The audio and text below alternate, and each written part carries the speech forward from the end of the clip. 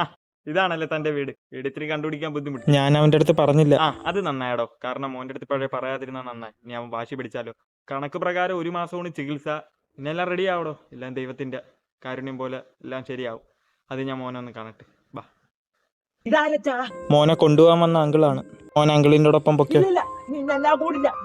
മോൻ പൊക്കോ. 2 ദിവസം മാത്രം പോയി നിന്നാ മതി. അച്ഛനെ വിഷമിപ്പിക്കല്ലേ. മോനെ 2 ദിവസം മാത്രം അങ്കിളിന്റെ വീട്ടിൽ വന്നാൽ ആദ്യം. എന്നാ അച്ഛന്റെ സന്തോഷത്തിന് 2 ദിവസം നിൽക്കാം. ഞാൻ 2 ദിവസം ഇരിക്കും.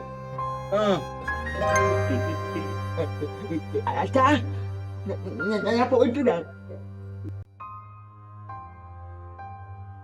എടോ ഇപ്പൊ എന്ത് തോന്നുന്നു തിരിച്ച് ഈ വീട്ടിൽ വന്നപ്പോ? ഇപ്പൊ ഭയങ്കര സന്തോഷം തോന്നുന്നു ഡോക്ടറെ.